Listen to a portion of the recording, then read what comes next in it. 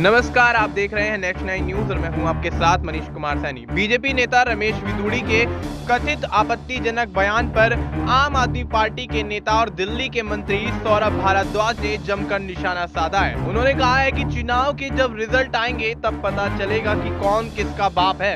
सौरभ भारद्वाज रमेश विदुड़ी के उस बयान पर प्रतिक्रिया दे रहे थे जिसमें उन्होंने कहा था कि आतिशी ने अपना बाप बदल लिया। पहले ये मर्लिना थी, अब सिंह हो गई। इनके माता पिता ने नौजवानों की हत्या करने के दोषी अफजल गुरु की फांसी की माफी के लिए याचिका दायर की थी। इसके अलावा उन्होंने रमेश विदुड़ी के प्रियंका गांधी पर दिए बयान पर भी अपनी प्रतिक्रिया दी। सौरभ भारद्वाज ने आगे कहा कि मैं इंतजार कर रहा था कि कांग्रेस के नेता रमेश विदुड़ी के बारे में कुछ कहेंगे, क्योंकि उन्होंने प्रियंका गांधी के बारे में इतना अपमानजनक बयान दिया है। लेकिन मुझे आश्चर्य है कि अब तक उस बयान पर कोई कठोर टिप्पणी नहीं की गई है। रमेश विदुड़ी के इसके लिए माफी मांगनी चाहिए। और ऐसे में सौरभ भारद्वाज ने आगे कहा कि उन्हें उन लोगों से माफी मांगनी चाहिए जिनके बारे में उन्होंने यह कहा है, और उन्हें उसी तरह माफी मांगनी चाहिए जिस तरह से रमेश विदुड़ी यह बयान देते हुए नजर आए थे।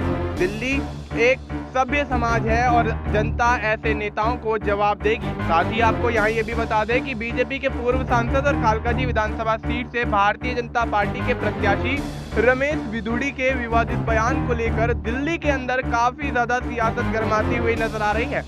विदुड़ी ने कहा कि वह प्रियंका गांधी के गाल जैसी चिकनी सड़क बनाएंगे, जिसके बाद सियासी गलियारों में तूफान मच गया। और अब इन सब के बीच विदुड़ी ने अपने बयान पर सफाई भी पेश कर दी है।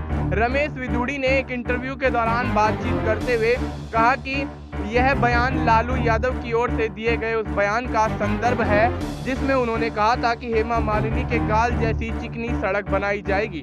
विदुड़ी ने कहा, मैंने सिर्फ इसका संदर्भ देते हुए कहा कि प्रियंका गांधी के गाल जैसी सड़क बनाएंगे, इसमें कुछ गलत नहीं है। मुझे दुख है कि विपक्ष उस मुद्दे पर सवाल उठा रहा है जो उनके खुद के चरित्र में विद्यमान है।